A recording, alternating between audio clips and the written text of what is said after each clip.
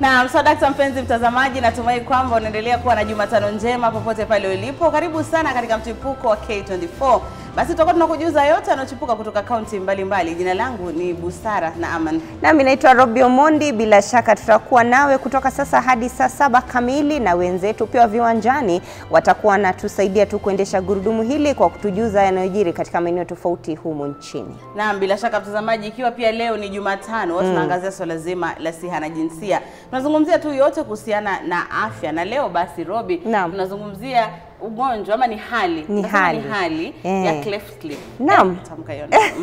Bila shaka ni hali ambayo watoto wengi sana nchini huzaliwa nayo. Unapata kwamba mdomo wa juu umepasuka kidogo, na saa zingine huathiri sana mtoto anavyokuwa. Saa zingine ukimwacha mtoto kuwa sana, anaweza kushindwa kula, anaweza kushindwa kuzungumza, na hata anapokuwa mchanga hata kunyonya huwa ni tatizo sana. Na mara nyingi tunaambiwa watoto hawa wengi wao hufichwa kwa sababu ya wazazi huogopa na hawajui ni hatua gani wanapaswa kuchukua. Naam, basi bila shaka katika kaucha yetu cha leo mtazamaji, tutakuwa tunakujuza tu mengi kuhusiana na jinsi ya kurekebisha. Maana najua kwamba kuna wataalamu ambao wamebobea katika hiyo sekta ya kurekebisha hali hiyo ya mdomo ili tuweze kuirejesha iweze kuwa sawa. Ndio mtoto kama ni mdogo aweze kunyonya, aweze kuzungumza, na pia aweze kufanya mambo mengine kutumia mdomo. Maana bila mdomo Robi hakuna kitu. Na pia mtoto huwa na maumivu saa zingine, manake inategemea tu na hali imefika kiwango gani. Naam, lakini yote yanaweza kutibiwa, yanaweza kurekebishwa na kumpa mtoto furaha tu na kuwa hali nzuri ya afya. Naam, basi nafurahia sana kwamba tumevumbua ama tuko na wataalamu ambao wanajulia hali hiyo kurekebisha vilivyo. Basi tutakuwa na wageni ndani ya studio pamoja na Robi ili kuzungumzia swala hilo kwa undani. Lakini bila kumsahau Evelyn Wangoi yupo nasi katika meza ya lugha ya ishara. Naam, bila shaka mtazamaji, basi moja kwa moja tuangazie ratiba mchipuko. Siku ya leo tutakuwa tunaangazia ziara ya Rigathi ama naibu rais Rigathi Gachagua katika kaunti ya Mombasa, ambapo atakuwa anahutubia wanahabari kuhusiana na maneno na masuala tu mbalimbali ya taifa la Kenya. Naam mtazamaji, basi kando na hayo, hii leo kutakuwa na maandamano ya wanamuziki. Na mtazamaji, wanamuziki watakuwa wanaandamana kupinga tu baadhi ya masharti ya Kikobo.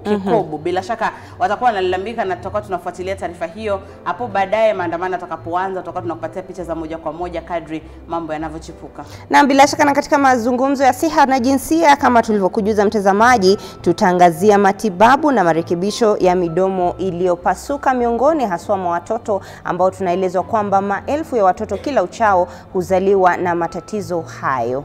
Na mtazamaji, basi hizo ni baadhi ya taarifa ambazo tutakuwa tunafuatilia, na vile vile kikao ambacho kitakuwa hapa ndani ya studio. Lakini basi moja kwa moja tuanze kuchipuka na tuelekee bungeni.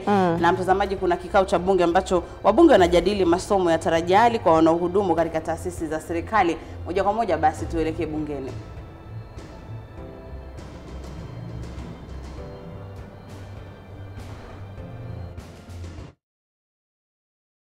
I'm an intern, and this other guy is a full teacher and is paid. And I'm expected to produce the same results as my supervisor. Then is this internship or is this underemployment? You know, we need to understand that. Is this internship that we're giving Kenyans, or we are underemploying them because we do not have the resources? And that is why we will have these labor issues.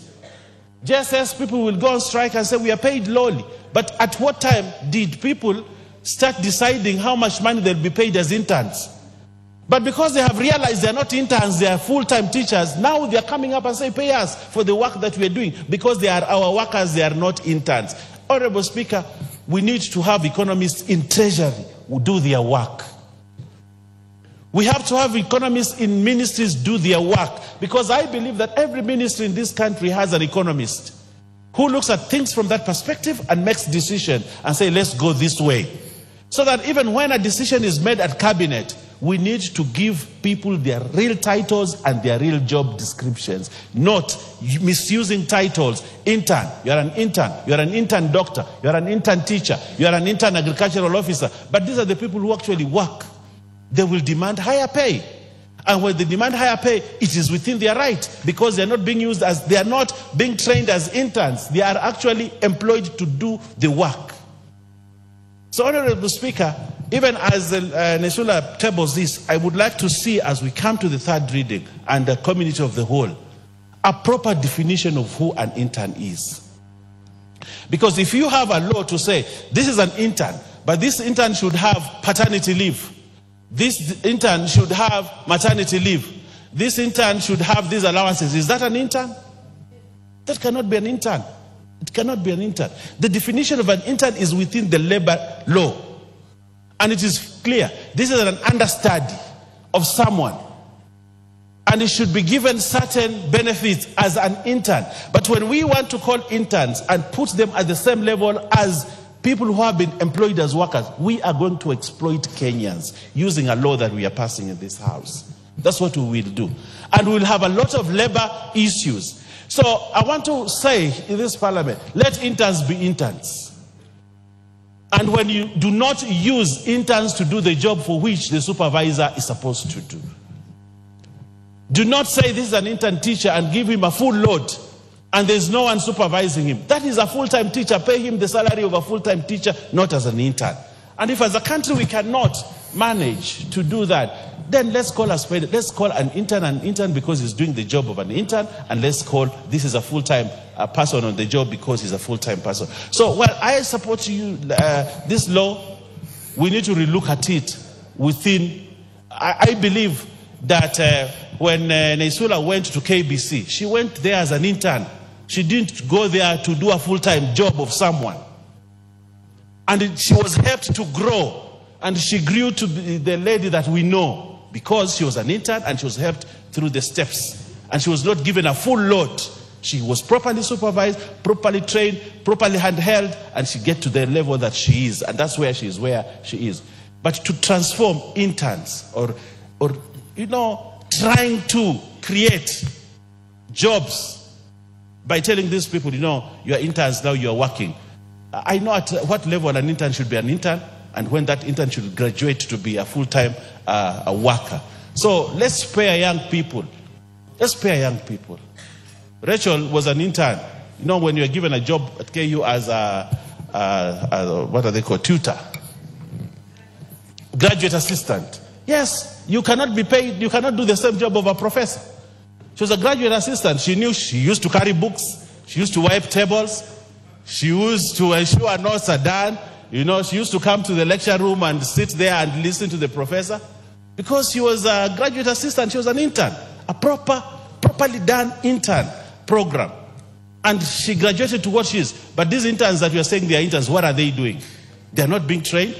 They're just being used to do work. So let's look at this policy carefully so that we do the right thing for this country. We do not burn out young people by giving them full load of work, and yet we are saying they are interns. I thank you, Honorable Speaker. Very well said, but let's give them maternity leave if they become pregnant. Let's not deny them that. This chance will now go to the Secretary General of the Civil Servants Union, the Honorable Member for Nyatike, Honorable Odege.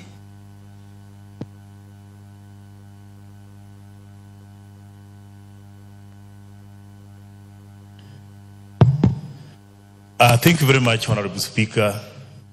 And you'll allow me to first congratulate the mover of the bill, because what she has brought before us here today is very timely. And I would say this is what has been ailing our country so far. In fact, I would say I was a witness in KBC, and I can confirm what the Honorable Member is saying is true. Because I used to be a customer in KBC. I used to attend a program at 6 a.m. in the morning, and I could find her on duty seated there. So whatever she is presenting in the house here is not only for public consumption, but it's true. I can confirm here today. The issue of internship in the public service, let us not confuse the issue of internship with the issue of pay. It will make us lose the good idea which has been brought before us by the Honorable Member.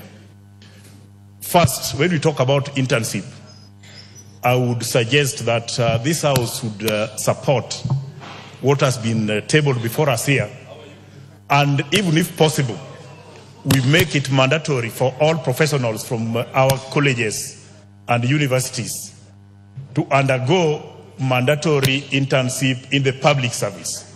Some of us who had an opportunity to work in the public service, I can authoritatively say here in this house today that when you meet somebody who has grown in the public service and you meet them together with somebody from the private sector, you'll see the difference. The real training in this country is gotten in the public service.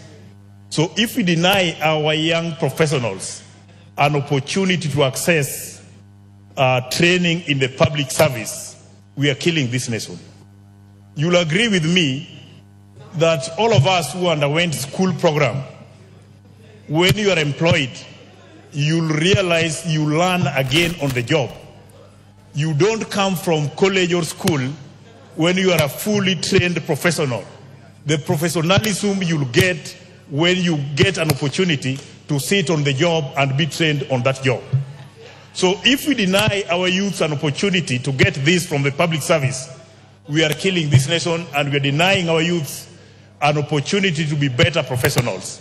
And again, to make it worse, when we are advertising jobs, we ask these new professionals for experience. Where do we expect them to get experience if we don't give them an opportunity to access facilities in the public service for their training and for their exposure, for them to be the better professionals in this country?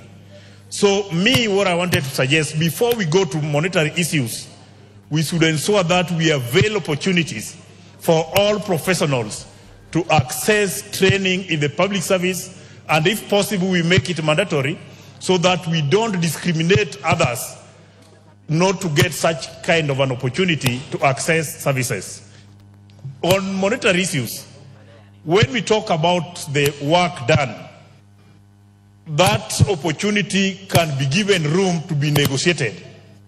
Each and every profession can get an opportunity to negotiate, and we give the Public Service Commission, Parliamentary Service Commission, Police Service Commission, and Judicial Service Commission to come up with the job worth of that intern, and we make them be paid.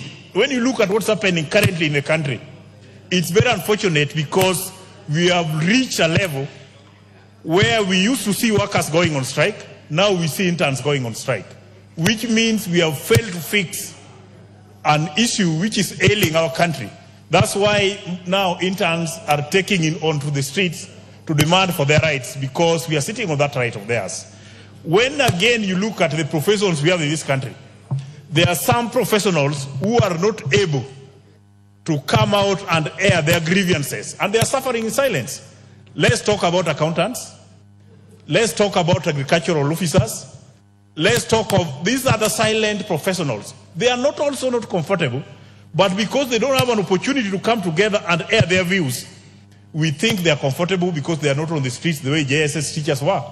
So if you are fixing the issue of interns, let us make it broader and ensure that everybody who has trained in this country is given an opportunity and fairness wherever they do their practice. But if we now allow all these strikes to go on, like now, we have clinical officers on the streets. One of the issues they're talking about, interns.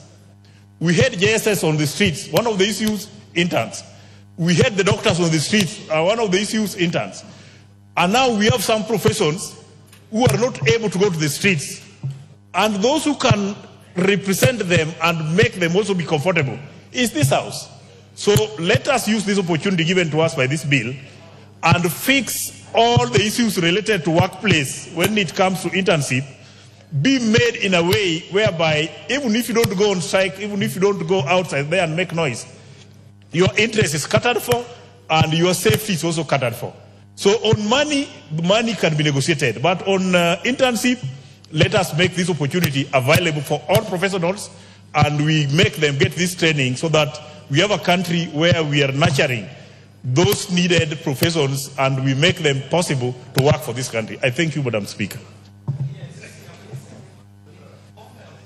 Thank you very much, Member for Nyatike.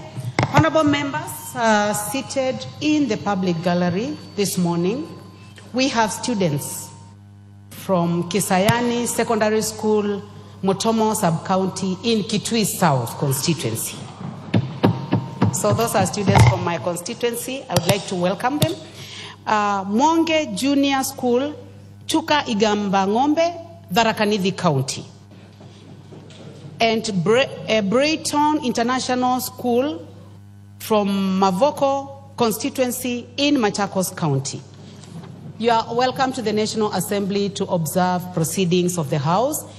And in line with that, honorable members, I would like to give this opportunity to the Honorable Mary Emase to welcome these students.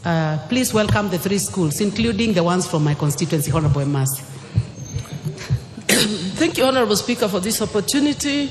From the onset, I want to take this opportunity to welcome all the students in the Speaker's gallery and who have managed to get the opportunity to tour Parliament and also to witness proceedings on the floor of this House. Honorable Speaker, in a very special way, allow me to welcome the students from Brighton International School and all the teachers led by Frederick Yongo. It is one of the best schools we have in Machakos County, that is Mavoko. And I have not seen my MP here. I would have given him an opportunity to. Madam Speaker, as a parent from Brighton International School, I'm very proud to see our daughters and sons from that school in Parliament today. And I just want to give a word of encouragement to all the students present here today that work hard. If you remain focused, the sky is the limit. All of you will achieve your dreams. At one time in our lives, we were smartly dressed like you are today. Some of us did not get an opportunity to visit Parliament. So you can be a doctor if you want to be a doctor. You can be a legislator and be on this floor sometime in future legislating for this nation. You can be an engineer, but you need to work hard because there's no shortcut to success. Thank you, Honorable Speaker.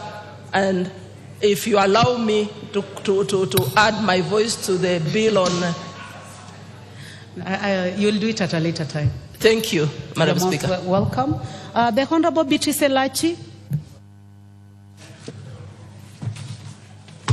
Thank you, Madam Speaker. Madam Speaker, I also rise to support this bill and to really appreciate the Honorable Naisula for really coming in at the right time, at a time when I know the country is wondering with all our young people who we've seen from the streets, starting from the doctors, then we came to the teachers of JSS. Very sad, because when you start a program in a country like CBC, and then you have those who are supposed to bring the foundation, and they are the ones on the streets, then as a country you have to question yourself. You have to ask, what is the real issue? But having said that, Madam Speaker, I also want to just look at the memorandum of objects of this bill and to appreciate that when you look at it, I think we've borrowed so much in Article 10 of the Constitution, the national principles. And we are talking, when we talk of interns in the country, we're talking of fairness, equity, because it's just within that we are hoping you have a framework that will ensure every child in this country is able to work within government. Madam Speaker, when I worked in government years ago, and I worked in public service, and the most unfortunate thing, as we see as rumbling, is that I know within the public service, many people are about to retire. And yet we did not take so much this thing of internship to ensure you can be able to train now your young people to come in and take over what they are supposed to do for the country. And so you find in some of the sectors and dockets within public service, Madam Speaker, roughly 38 senior officers. I think they have now left, Madam Speaker, and you can imagine now young people are supposed to take over. Who have mentored them? how do they take over? And that's why you find yourself with a public service that sometimes you feel very disappointed. Why is it that we don't have? Yet we have the best, Madam Speaker, in terms of skills, in terms of people who can do the best for the country. We have them in public service. And so, Madam Speaker, I want to just say this, as I support this, that one of the things that the Honorable Naisula is bringing in, which we have to really help our young people to understand the objectives of this act. That one, it preserves human dignity as set out under Article 19 of the Constitution. It enhances youth development and employability by creating clear linkages between your education, your training, and work. I was an intern for Professor Wanjiko Kabera, and I remember we were with Daisy. And at that time, we were interns in a program that was there for civic education. And I remember the way Prof mentored us. Yes, in a very tough way. And I want to tell young people, there is no internship that will be simple. There is no internship on a silver platter. Then you won't get employed. And also, always remember in the laws of employment that there is probation. So even our interns of JSS, I don't know whether they understand, there is probation for 6 months. And the employer has a right to employ or not to employ. You see, sometimes we are talking here and we put in politics and we forget these are people who are going to mentor and to teach the next future leaders of the country. And so we have to be very clear as leaders, as parents, that you cannot. You are on probation. Go and read your letter of intern. What did you agree with the employer? So when the time comes, do not use it in a political way. Remember, you are not in a mob when you are being employed. You are employed you as an individual person. You came alone to ask for that interview and you were employed alone. So let us not also make it very political until we destroy the whole structure. Because this is a new foundation for our children and for the future of Kenya. And the other thing the Honorable Lesuda brings in for them to understand is ensure a well-structured and coordinated internship program. I agree with Honorable Mbaya. Where we are going wrong is when you decide an intern who is supposed to do 25% of the job is now doing 100%. That is where we have gone wrong with this structure of teachers. And now they believe they have worked as teachers. And I won't be ashamed to talk about it.